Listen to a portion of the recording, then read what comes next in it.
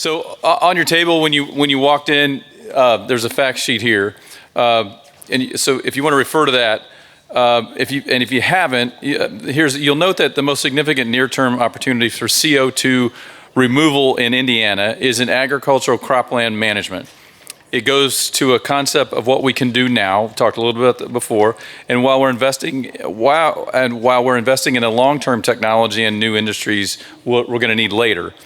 We have many soil farming and agricultural experts and innovators in the room here who've been deploying climate-smart agriculture and sustainable farming practices.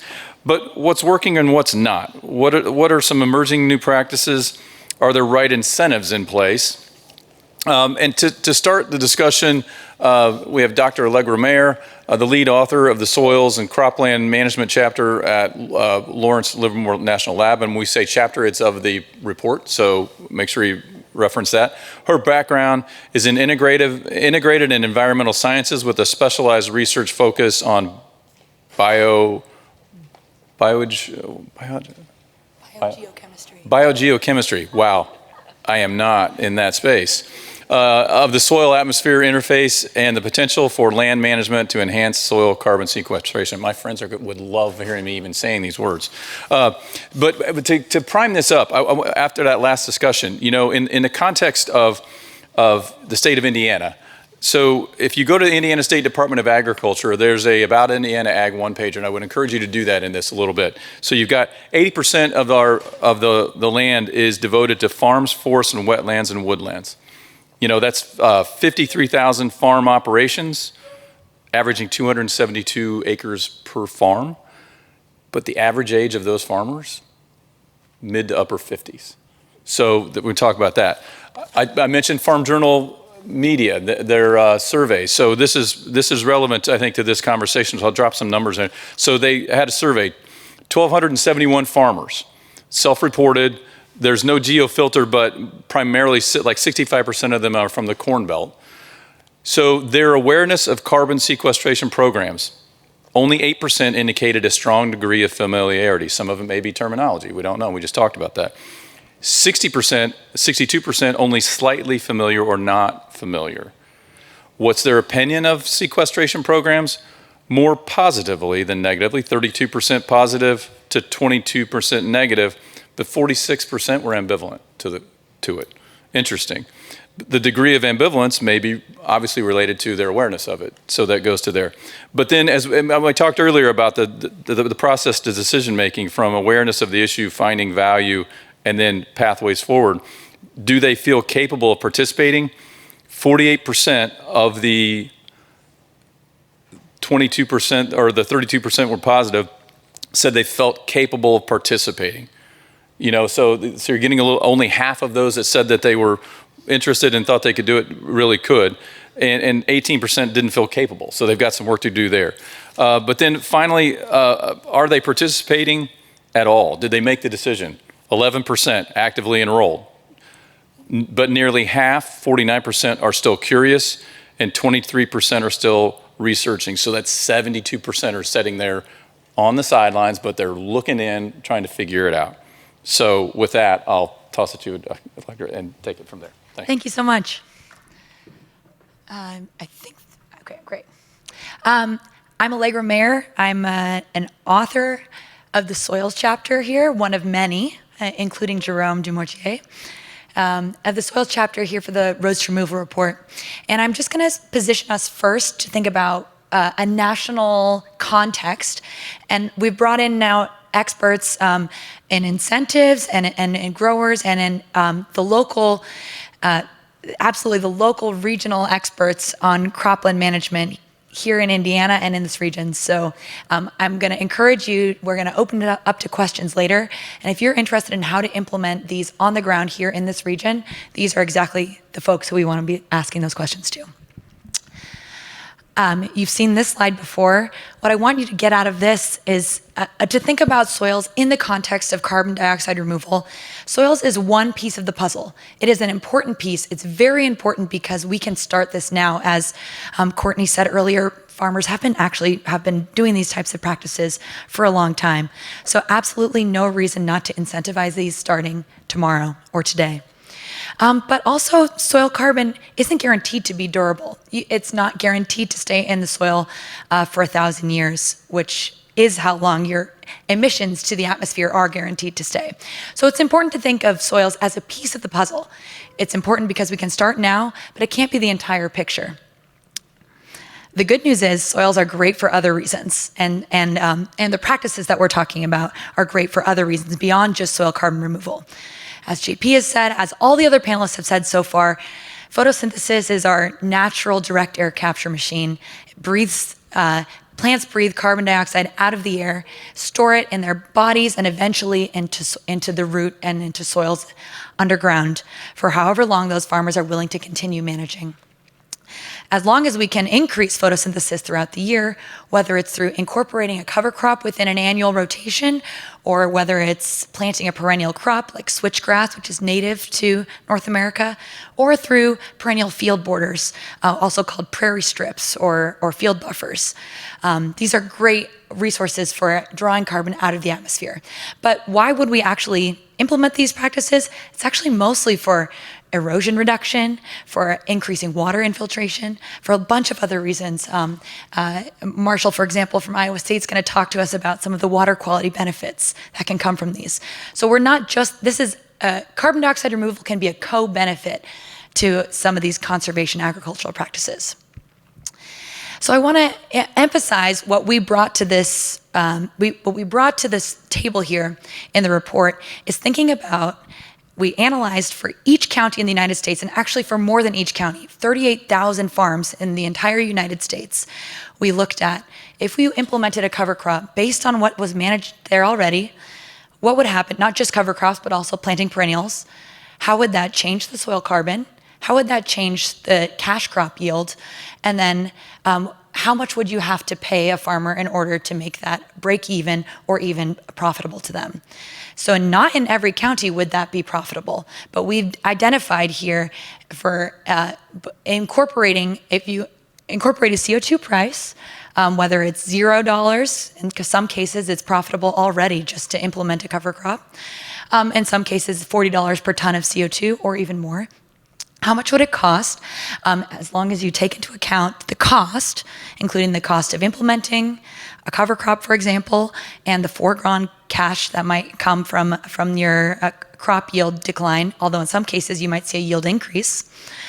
Where would that practice be implemented such that a farmer would make money?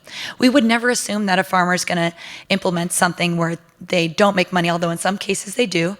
But we made the conservative assumption here that you're not going to do something that you're not going to get paid for. And so what we found is that the Midwest is a real hotbed for these types of solutions. Again, you've seen this graph before, but cover cropping is especially a great opportunity, not because of its year-by-year impact of carbon, but actually because of the vast area that you can use and implement it without affecting any of the food production, without impacting the cash crops. So actually planting perennials year by year is going to get you more carbon into the ground, but you are also going to be foregoing that income that would come from your corn, soy, or whatever else it is that you're planting. So we point out again that we can get up to 130 million cumulative tons through 2050 for $40 a ton, but as you pay more, you get more. And I always want to bring it back that, of course, cover cropping in Indiana, not just cover cropping, but conservation agriculture, it's relatively inexpensive when it comes to carbon dioxide removal. And it's great in the short term. Indiana has a huge potential, but we're in it not just for the carbon removal. We're in it here for the co-benefits, right? For reducing erosion. So I'm going to bring it now to our panelists who are going to talk to us about what it takes to implement. We're going to go down the line here. I'm going to ask you each a question as you introduce yourselves, and then we're going to bring it to the audience. So if you have any questions, think of it in your heads as we're going. So I'm going to start with Dan Mongeau from Indigo Agriculture. Can you please tell us about your work at Indigo Ag and some of the opportunities and challenges for growers who want to participate in the private carbon market? Sure. So I've been with Indigo Agriculture for about 7 years. I've been in agriculture my entire life. Namely, what we're working on is developing and building out a supply chain from the grower supplying carbon credits the whole way through MRV into actually sales for customers. So some of the comments you made earlier in terms of saying it's not crazy, I'll add to that and say it's not crazy, it's real. We've been doing it for roughly 6 years. And I think the biggest opportunity is communicating that to growers. A lot of people think that this is in the future state, that policy needs to be approved. I don't know where they get that. That there's budget that needs to be approved for this, that the technology isn't there yet. When we walk on a farm, we talk to growers, the technology is sitting there. It's a drill if we're talking about cover crops, but there's other ways for growers to get involved. And I think that's the biggest thing, is equating and kind of translating a little bit of the speak into crop years and thinking about carbon credits as a carbon crop that you're producing, that you have the opportunity to produce. When we talk about the opportunity and what it looks like, where it was 6 years ago and where it is today, I think we get really excited because 6 years ago it was maybe $5 a ton, $15 a ton. We're seeing credit prices in the $60 to $80 range. I don't know where Courtney is, but that $50 remark around what it takes to get a grower to move, we're starting to break that kind of glass ceiling in terms of what it takes to get grower movement. And the part that excites me and gets growers excited is that this is new dollars. It's not recycled government money. It is fostering and bringing on a new market. How often do you get to put your hand into the pocket of Bill Gates when Microsoft wants to buy credits? This is changing. It changes for the biogeochemical model. It changes for ag inputs, commodity prices. It's a durable product. It's a durable new market. And that's what excites growers. Awesome. Thank you so much, Dan. And that's honestly a perfect segue for our next panelist, Alyssa Charney from the U.S. Department of Agriculture. So I'd love for you to introduce yourself and what you do, and then tell us a little bit about the USDA and how you all are encouraging farmer adoption as well. Great. Thanks so much. It's great to be here. Alyssa Charney. I'm a senior advisor at USDA. I have been there since about in 2021. I have sat in the Natural Resources Conservation Service to start off with. That's that agency that was handed $20 billion from our uncle Ira. I took a brief hop away to detail in the White House Climate Policy Office, still working on land, agriculture, conservation, and now back in the Farm Production and Conservation Mission Area at USDA, working on all things climate and conservation. The way that we at USDA think about climate, I think, is very much reflective of the conversation that we've heard here today. Number one, it's based on partnerships. We at USDA, even with all of that significant investment, we definitely cannot do it alone. Number two, it is voluntary and incentive-based. We fully believe that farmers, ranchers, landowners have been driving this work, I think, as we have heard, and need to be driving this work. It is not going to work if it is the government coming in and telling folks what to do, but rather we are lifting up the work that has been already ongoing in terms of those significant investments and opportunities. And we are really focused on investing in those rural communities, right? We are doing this because of the farmers and ranchers and because they are so critical to those rural communities. Just to lift up kind of some specific examples of how we're doing this work, I think really importantly to point out is those historic investments, the $20 billion in additional funding from the Inflation Reduction Act. Yes, it was labeled to use the government speak climate smart agriculture investments, but I think when it comes down to it, what it really is investing in conservation programs like the Environmental Quality Incentives Program, the Conservation Stewardship Program. These are programs that farmers and ranchers know they have used. They are oversubscribed, right? They've got folks that they cannot fund. And so that's the really exciting opportunity here, is that now those local offices are able to fund significantly more than they've been able to do in the past. Another kind of historic investment that we at USDA have been working on is a new initiative called Partnerships for Climate Smart Commodities. This is a $3 billion initiative that really thought about how do we, yes, support and incentivize those practices, but also create new market opportunities for producers. And so we've been partnering with organizations and partners across the country. I just looked at the dashboard in Indiana. There are 28 projects in place where folks are benefiting from 41 different commodities, 113 different climate smart practices. So really like historic, innovative opportunities to do this work. In addition to those historic investments, we at USDA have a really strong focus on measurement, monitoring, reporting, and verification. We very much don't think that we can do it without the data, the science, both because we want to be able to enhance our opportunity to do this work, but also because we know that those data are really critical for farmers who also are looking to tap into whether it be voluntary carbon markets, whether it be new market opportunities. We need those data and we need them to be robust and strong. The IRA provided $300 million for us to enhance that work.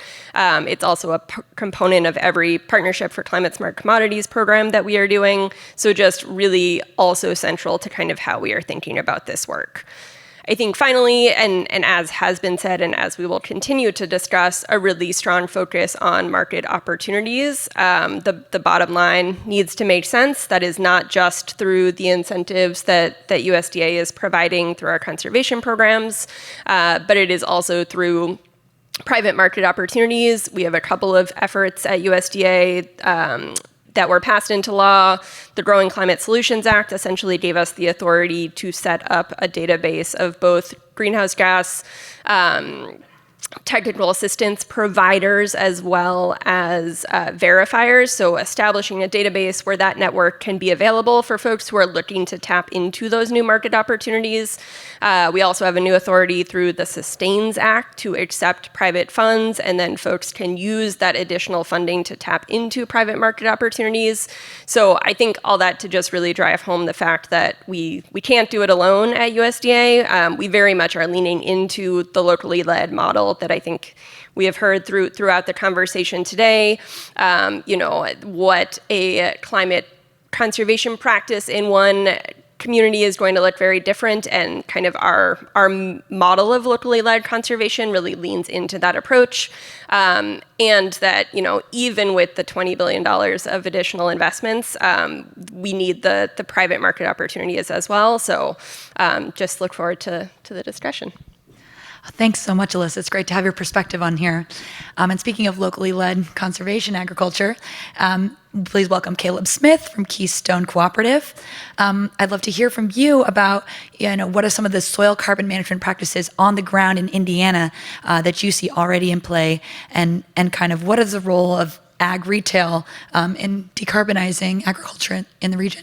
Yeah, so my name is Caleb Smith. I lead sustainability at Keystone Cooperative, just about 15 miles from here. For those of you that don't know, Keystone Cooperative is really the result of about 100 years of consolidation amongst, Indiana ag co-ops. We have a pretty big agronomy unit. We have about 88 locations throughout Indiana, Michigan, and Ohio. We service roughly 9 million acres. Really what my team at Keystone does is we try to make it easier for our customers to get access to these private, commercially funded carbon programs. And it's not just helping them get funded with those private programs. We also sometimes will work with USDA programs that are provided through these carbon aggregators like Indigo or like Truterra. But that's really only sort of part of what we do. Another key part of kind of what we're attempting to do is find ways to actually make cover cropping easier for our growers. Because one thing they always tell us is that it's too expensive. We get that. They also tell us they don't really have the labor to make it work. So we're exploring a lot of different options with drones. Combine seeders is a huge opportunity. New ground drive machines, airplanes, trying to not only make it easier to get the cover crop on, but also to get paid for it. Because one thing you guys will hear a lot about the private programs is that the administrative burden for the grower is just unimaginable. And one of the things that we realized about 3 years ago when I was hired as co-alliance before it became Keystone was that nearly every company that we make money on, our farmers make money on, that we as a co-op make money on ultimately, every single one of these end users has a target to reduce emissions. And almost all of them are starting with their ag supply chain. And a lot of our growers get really worked up talking about sustainability, and we have to really bang this message to their head that this is an opportunity that we have here to make your corn and beans worth more money by proving what you're doing in the field. And another thing that we realized was that essentially, and this is going to get into what the role of ag retail has to play in this, every one of these private programs are all essentially requiring the same data, but they all want it in a slightly different format. And that is where ag retail can really help play a role, because we hear a lot about the availability of the data and that, well, the data is just not there. That is not our problem. Right now we have 750,000 acres of sustainable acres mapped almost in Indiana alone. These are acres that are managed regeneratively and that they are ready to sign up for a program. So what we're in the process of doing now is collecting data on those acres even before the programs come out. But even if we have the data, every one of these programs needs it in a format that is specific to their program. So even if the grower has it in an FMIS platform like Climate or John Deere, and we have the rest of it in a blend ticket or an as-applied map, we still have to have a human manually, translate that data from our system into their system. So we are really exploring a lot of novel software, existing software, to try to centralize all the data that could be needed by any program that exists. So as we continue to grow our portfolio of sustainable acres, whether or not it's 45Z, whether or not it's an EUDR opportunity down the road, whatever it is, we're making sure that they're prepared and that they not only have the ability to get the funding, but they also have the next generation of tools at their disposal. There are so many new varieties of cover crops now that make this so much easier. Elbin cereal rye is an example. We talk a lot about cereal rye. There are varieties of cereal rye now that didn't exist 5 years ago that make the cover crop thing a lot more practical and a lot more affordable. So the cover crop thing, you mentioned what practices are in place. Most of our growers are practicing some degree of reduced tillage today. It's not all no-till. Most beans are no-tilled. Most corn is worked to some degree. But the opportunity is, as you guys mentioned earlier, is the cover cropping thing. We are very fortunate in Indiana to have the ability and have the the rainfall and the growing season that we need to get cover crops out of the ground. So that is really what my part of the business is going to focus on for the next few years, is all the different ways that we can get more cover crops out in Indiana. Thanks so much, Caleb. And I can tell we're going to have a great conversation about implementation over here. But I want to expand it a little bit more. Marshall McDaniel, thank you so much for joining us. Marshall's professor of soil science and agronomy at Iowa State University. And I'd love for you to share with us some of your research findings on soil carbon practices, but also what are some of the emerging practices that we were not exhaustive in what we were thinking about on the report. There are multiple other practices, and I'd love for you to get into what some of those might be. Sure. Thank you for the invitation. It's great to be here with you in Indiana. As Allegra said, my name is Marshall McDaniel. My title is Associate Professor in Soil Plant Interactions, and I've been working on soils and plants for over 20 years. My PhD is in soil biogeochemistry. Biogeochemistry just came up earlier. But one of the approaches my lab group, my research group does is we have a multi-prong approach to study some of these practices and their ability to store carbon. We use at a very fine controlled scale. We use laboratory incubation. So this is putting soils in a jar and measuring responses. We do something at level up, a little bit more variability. We include a plant in a greenhouse. We also have experiments where we put instruments or collect samples in a field. So across all those scales, and actually in the cloud or using literature, we also do what are called meta-analyses. These are just studies of studies. We might get into some the meta-analyses here. And our research group is interested in a lot of these practices that came up already. I'll come back to the ones that weren't on the list yet, but we've been funded by a couple Climate Smart Ag grants. Where I'm working on a DOE project with Dr. Petridge that spoke earlier. Some of the practices I want to talk about that we haven't chatted about yet, although Allegra just said it, are prairie strips. So prairie strips in at least practice in Iowa are not just at the edge of the field to prevent erosion, but a lot of growers in Iowa are using prairie strips in the middle of the field as a contour prairie strip that's kind of perpendicular to the slope of the land. And the purpose for that is almost like a terrace. So rather than a mounded hill in the middle of a field to slow water and slow nutrients and maybe even keep nutrients and sediment in the field, instead of having to create that mound with heavy equipment, you can just grow native perennial mix and get those benefits. We've got some recent research that shows the soil carbon under those are increasing pretty rapidly within a 10-year time frame. One of the other practices that we're looking at is called perennial ground cover. So traditional cover crop, as we were just talking about earlier, you plant it after corn or soybeans, you let it grow for the shoulder season, maybe for a month if you're lucky or more. And then it starts growing in the spring again, and you terminate and plant an annual crop that has all the benefits we talked about, including reducing soil erosion. I want to come back to something about being number one state on things. So we're number one. We beat Nebraska in many things, Dr. McCabe, in Iowa. But one of them that I'm not proud of is we're number one in exporting soils. We're the number one state in exporting soil. So a lot of our research is not only to increase carbon, but also to keep soils in place and losing it off the field.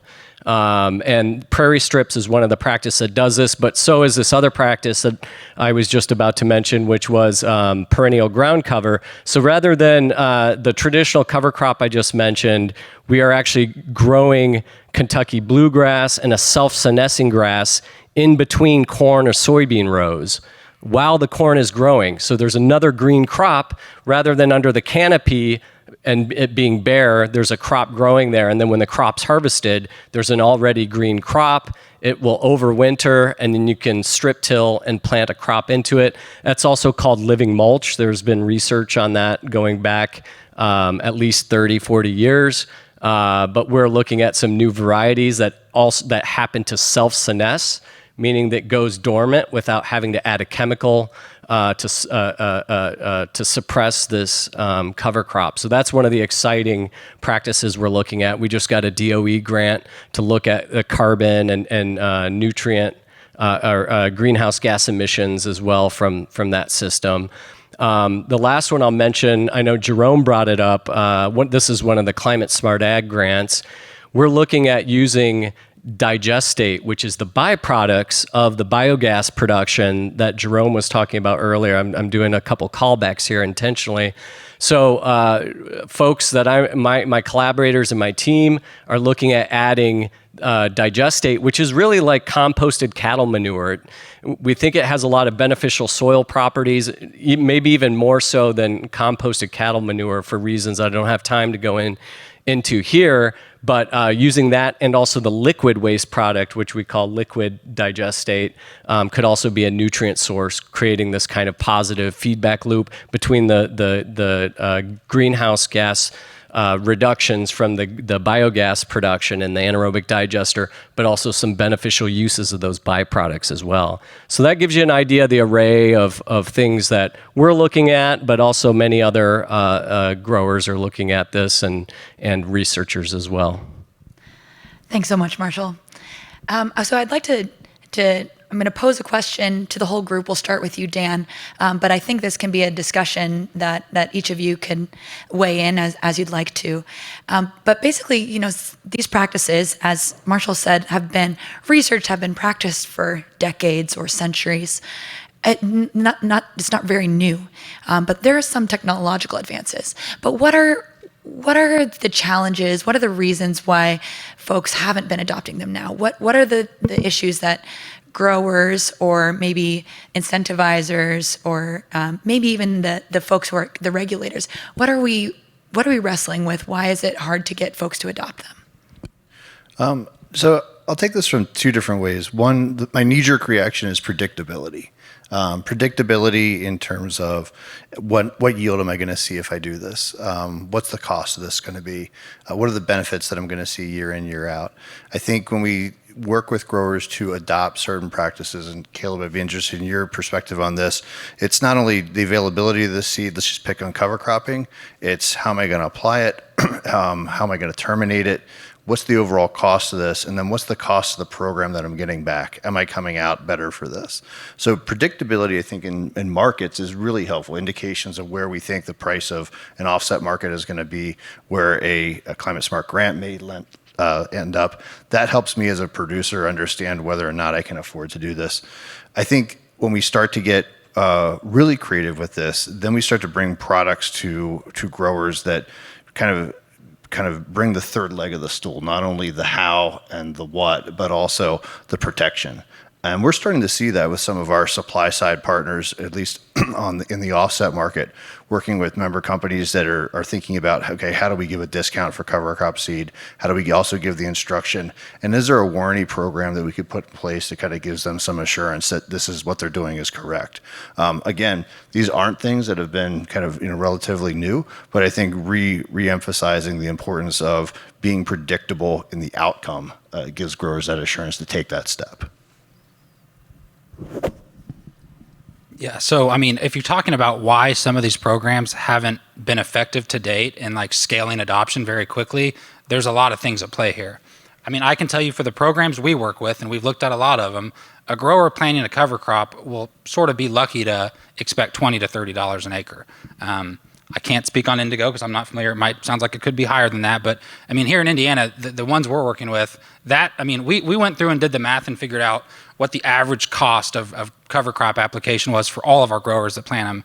And it's around $37. And a lot of guys can get a lot like higher than that with some of these expensive blends. And one of the issues that all of the programs seem to have is that there's a sign-up period that typically happens in the fall as growers are deciding whether or not to plant a cover crop. And a lot of the programs that exist today, there's not any certainty around what they're going to be paid because they rely on like a biogeochemical model, like the DayCent model, to quantify how much carbon will be sequestered, and they don't often get those results back until a year later. So one, a lot of growers don't know what they're going to get paid. Two, the payment's not high enough. So I mean, I think those are all things that go into like what impacts actually how do we get more cover crops out. As I mentioned, one of the interesting things we're looking at now is that we know there's a lot more cover crop varieties than there were before. And one of the things we're starting to see with cover crops is that we're getting a little bit smaller seed. So there's a variety now of clover that you can plant at 7 pounds an acre, and you can have 40,000 pounds of green biomass if you can wait until mid to late May to plant. And why is that significant? Well, with a drone, if you're putting on 50 pounds of rye per acre and the drone holds 50 pounds, it's not very efficient, is it? All of a sudden, if you're planting 5 or 7 pounds, it becomes feasible to put on a lot of acres of cover crop with a drone. We're also working with a new winter oil seed called CoverCress, which is field pennycress that's been genetically modified to have like less volunteerism. It only has like 95% of the native seed coating. And this is just another one of those opportunities to get something else growing over the winter. And it is a harvestable oil seed that can come off in May, and you can plant a pretty full season bean behind it. So, I mean, I think some of the reasons why they don't, but there are a lot of opportunities on the horizon, not just with cover crops, with new overwintering oil seeds. Just to, I think, definitely echo those concerns, challenges from the USDA perspective and the programs that are available. I think while there isn't the challenge in terms of kind of not knowing what you're going to get paid, right? You can walk into that local office, learn from the state what the cost share rate is. That being said, that cost share rate is going to be, no more than 75, maybe 90, depending on who you are, % of what the cost to you, the producer, are. And so, there's fully that gap. And I think all the more speaks to kind of how do we connect some of these incentive programs. I'm not suggesting that should be the responsibility of the producer to kind of do a piecemeal approach, but I think just kind of highlights the need to be able to connect some of these dots as we're thinking about kind of how to ensure we're properly incentivizing. I think the other piece to point out from the USDA perspective, especially as we're thinking about some of these innovative technologies or practices. And one of the things that I would say USDA is working on, but there's still more to be done, is how do we make sure that kind of the payment rates for new technologies, whether that be feed additives, whether that be innovative other technologies that are available, we need to make sure that we are keeping pace in terms of some of those cost share rates. And I think, the goal is very much to not be behind kind of where the science and the innovation is, to make sure that kind of as those new technologies come on the market, there is also kind of a quick response for the assistance that's available from USDA to keep pace with that. Thanks. And maybe Marshall, you can weigh in on the what might be needed to help improve those biogeochemical models that Caleb was talking about that are taking a long time for you all to run. What are some of the important things that you all are doing that might help improve those? Yeah, I think this came up earlier. Someone had asked, I think it was Dr. Petridge, about cover crops and crop yield. So there are some interactions between plants and even within a prairie, and I work with a couple modelers. So I have to give the caveat that I'm not a modeler myself, but I work with modelers, so I know enough to be dangerous. And one of the things that I learned from my modeling friends is that it's difficult to model multiple species, as in a prairie. We brought up the prairie strip. Even in a monocrop or just one species, it can be pretty challenging, and it can be even challenging when you have two crops that are growing at different times of the year. So understanding those interactions, why we really don't know why there is a yield drag. There is a little bit on average, and this gets at some meta-analyses that have looked at this. Also, satellite imagery from University of Illinois have shown that cover crops do decrease crop yield a little bit. So researchers like myself and others need to figure out how to make cover crops either neutral when it comes to yield or even increase yield more often than they do in many cases. Because we do hear from growers doing on-farm research that they do see neutral or increases in yield. Thanks. Yeah, if I could just add one other piece to this. I think one of the advantages of using a model-based approach rather than a pay-for-practice is that you do start to get smarter with this. We start to understand where the model reacts. That data burden is real that Caleb was talking about, but data gives us power. And when we start to understand what the interactions look like, we're able to predict a little bit more back to the predictability of what a growers need.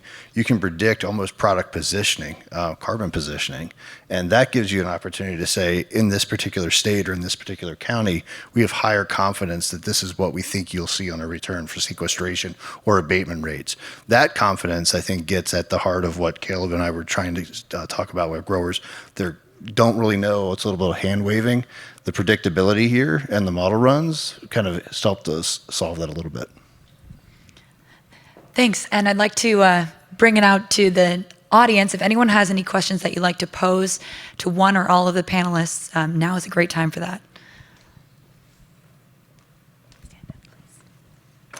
Yeah, so my question is on the carbon sequestration measurement aspect of it. To get a value for carbon sequestration, is it measuring the total organic carbon of it, or is there more of an in-field assessment? And could that value be applied to different tax credits for incentives, such as the 45Q tax credits that the Wabash Valley Resources is getting right now in Indiana? So, I mean, your question is like, what is the standard today, basically around? So I know that different registries will have different requirements for how deep the sampling has to go. Most program providers today, and I'll let Daniel speak about Indigo separately, but most program providers today are using a mix of modeling and then physical sampling. And if you look at traditional carbon offsets, you're kind of myopically focused on baseline carbon versus carbon after the baseline practice implementation. It's not quite that simple with like 45Z, for example, where you're using the GREET model to calculate carbon intensity. That's way more of a calculator and way less of a model. It doesn't have the granularity that some of the DACENT model has. So it's just a mix in terms of what the program is and what they use for the MRV. Yeah, I'll just agree with that and say that it is set by standards set by the verifier or set by the agency. So in our case, we use CAR, not sampling every field. That would be cost prohibitive. That's more of a sample resample on a VERIS type of methodology. And when he says MRV, he means measuring, reporting, and verifying for everyone else. Thank you for your talk. I'm a PhD student from IUI, and I have questions about the successful establishment of cover crops. We collaborate with the local farmer to monitor the greenhouse emission from cover crops, but we find that at the beginning years, it is hard for the farmer to successfully to establish the cover crop in many fields we observed in Indiana. So my question is that would you think it's a common issue on a larger scale that established cover crop will be a barrier for us to establish to access the climate mitigation of cover crops? And because my second question is that our evidence about cover crops mainly come from University Ecology Associate Experiment Station. So how do we justify the authentic effect of cover crops on the commercial land compared with the experimental station land? Thank you. I can go first on this one. Thank you for the question. So the first question, just like anyone trying something new for the first time, you might fail. And farmers are just like you and I, and it might take a couple tries. It also depends on the season, how much rainfall you've gotten. In Iowa, we started out with a really wet year this year, and then the faucet turned off, and it was a very, very dry year, and that can be sometimes challenging. Dry fall, I should say. As far as your second question goes, I think that is a really fascinating question, right? Because I wouldn't say experimental farms, or as I like to think of those as the extension farms, but more university research is more small plot farms, so you might use smaller equipment. This definitely has more of a border effect. This is getting into the weeds a little bit with research, whereas a farmer is doing something at a very, very large scale. You'll be happy to know we do have some on-farm experiments where we're working with farmers at a larger scale, hundreds of acres in some cases, and you can use sampling in time, you can use modeling to help expand what you learn from small plot research. So I guess it takes a little bit of both. It takes some small plot studies where you can control things easier, use the equipment you have as a research institution, but also start moving up to larger scale experiments, because there seems to be a disconnect between the findings, what happens at small scale research and large commercial scale fields. Yeah, and to your question about emergence of those cover crops, it has been a really tough year at Indiana, the last really couple years, to get cover crops out of the ground. And one of the problems is that the methods of getting them in the ground that are more reliable, like a drill, well, that takes forever. You can get 50 or 60 acres done in a day. You think about putting it on with fall fertilizer, you can spread, all day long, but of course you don't put that seed in the ground, so the emergence really depends solely on a rainfall, which as of recently there's not a lot of rainfall in the fall. Hi, can you hear me? Okay, Pete Saris with the University of Pennsylvania. Thanks for a great panel.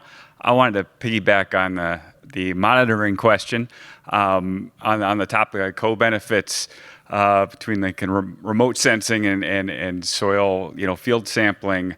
Are farmers getting this data back? Is it useful for them? I think you got pH, you've got temperature, moisture. Anything else could inform precision fertilizing, for instance. Is this another co-benefit that we're enabling for farmers? Yeah, none of our farmers that get back their tons of carbon sequestered, I don't really think they're using that as an action item to do anything differently. I think it's cool and interesting, but the same goes for a lot of the soil health practice measurements that they get back sometimes. Farmers appreciate them, but most of them are already managing pH, which is one of the most important things you can manage already pretty intensely. So it's cool, but not a lot of action to come out of it.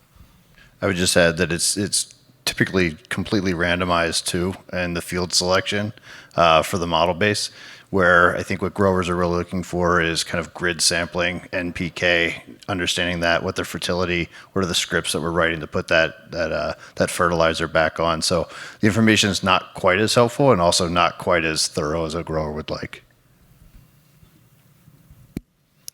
Hi, Jen Petridge, you heard from me earlier.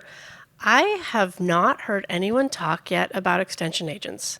And I would love to get your perspective on how that community is really a critical piece, maybe just part of the bigger puzzle.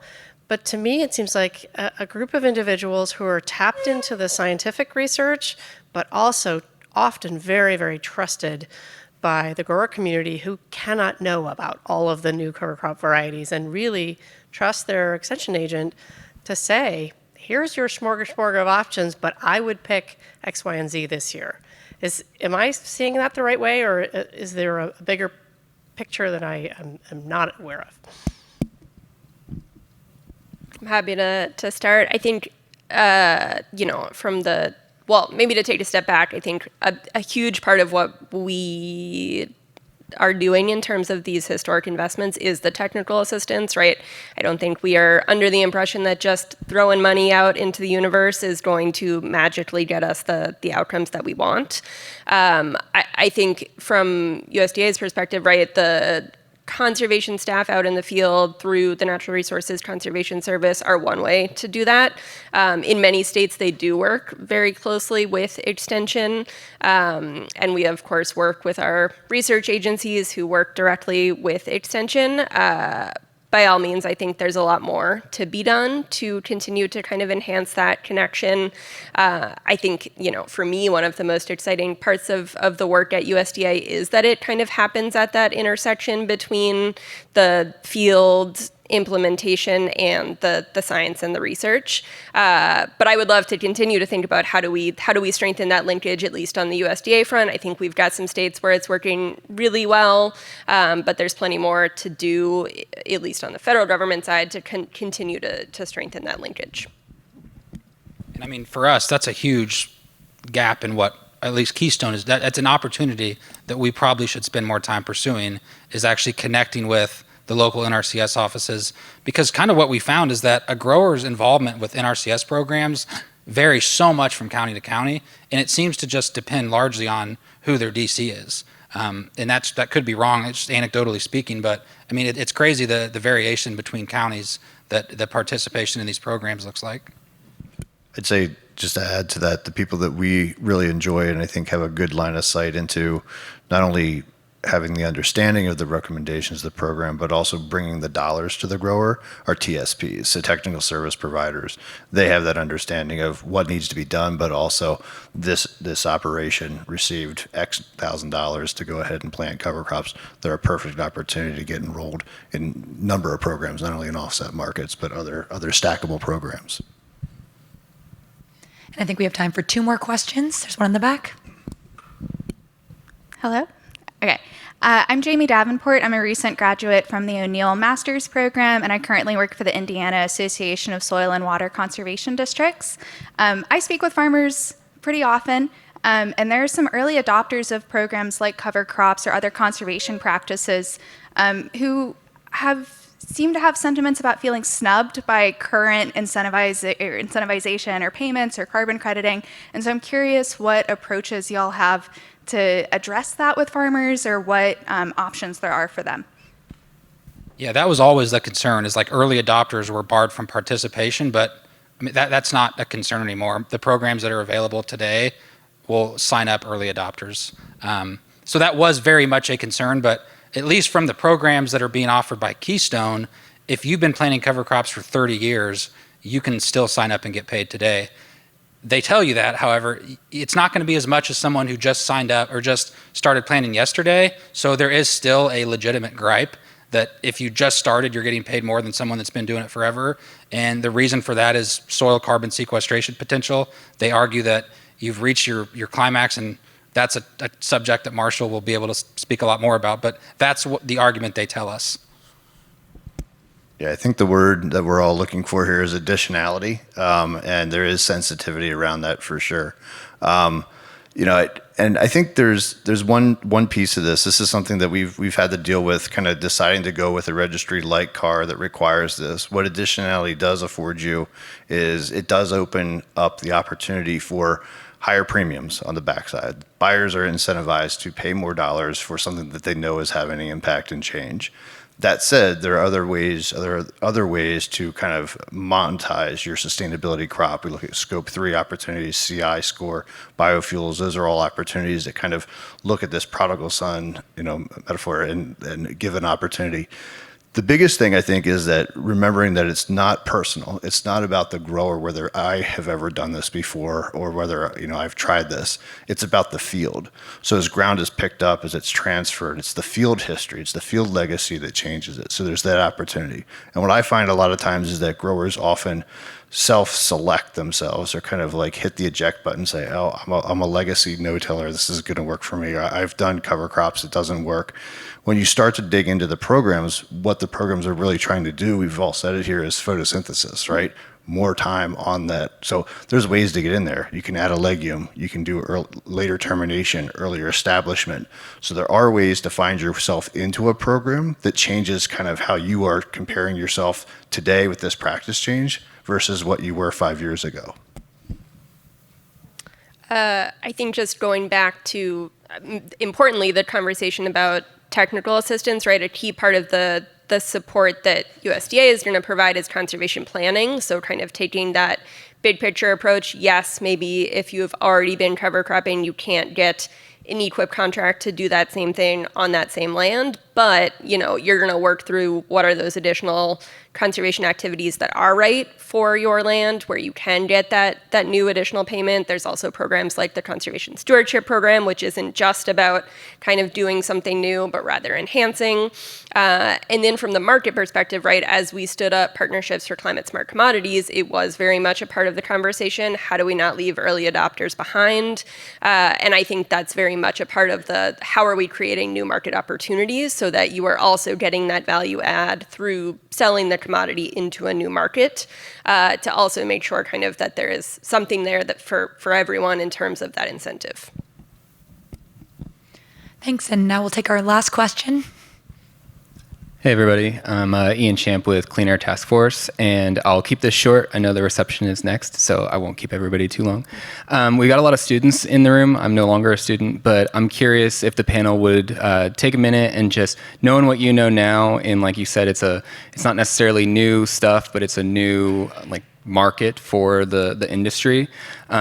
Where would you go now, knowing what you know, for learning about the industry, and what skills do you find most helpful now for someone who's maybe looking to get involved?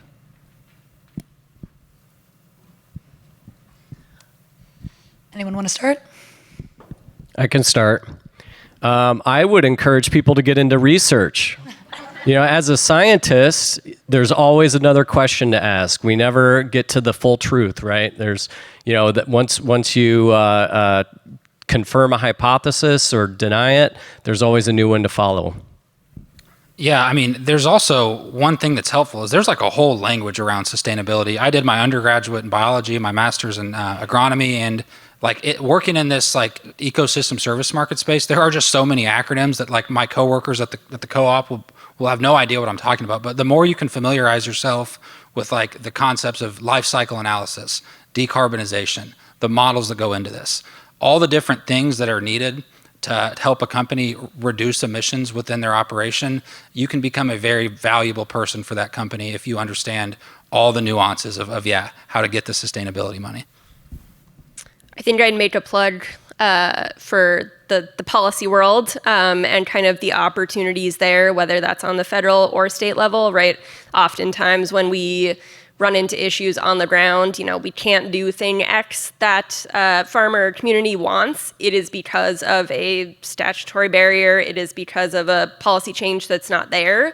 It's been really exciting, I think, especially in this space, just over the last 10 years to kind of see the significant progress and way that the conversation has changed. And it's a really exciting place to be in terms of the opportunities to continue to kind of advance change, get at those barriers, kind of make sure these solutions become a reality. The one tip of advice I would give you is I actually started in research and then ended up going into more business and sales. Get to the customer. Whether it's the grower or the agribusiness, listening, sitting with them, understanding what they do, why they do it, what motivates them. That has been a tremendous unlock for me, regardless of what department I've been positioned in. It's kind of understanding what the customer is looking for. I know we were talking here earlier about what would you talk about friends and family? Friends are one thing, family's another. My father-in-law, I met the man, it was like early on going to, Thanksgiving dinners, and there was a pile of everybody know what a buddy seat is? Jump seat? Buddy seat says extra seat they put in either a combine or a chopper or a tractor so you can kind of ride along with someone. There's a pallet of buddy seats over in the corner of the shop, and this man religiously would remove them so that no one would ride with him, and he didn't have to talk to anybody or be with anybody, and people couldn't see what his yields were doing. That gave me insight to what it was going to be like to ask for a hand in marriage, right? So it's that type of just understanding what's going through their head, what are they thinking about, and getting close to the customer. Yes, well, thank you so much, the panelists. Let's give them a round of applause.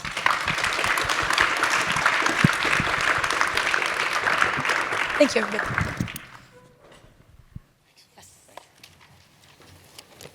Dr. Mayer, thank you for hosting that and moderating the last panel. Okay, day one. We're wrapping up. A lot more on the agenda tomorrow. Show of hands. Learned something today you didn't know.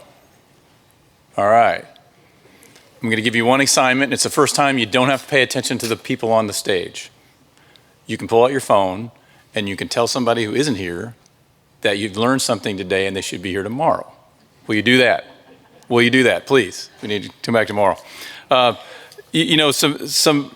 key takeaways that it's if you look at the agenda, thank you, Dr. Mooney, for welcoming us, and also to Administrator McCabe. I mean, tremendous insights, but I think the two things that I remember, you gave us two examples of things that seemed impossible or very improbable that actually were accomplished.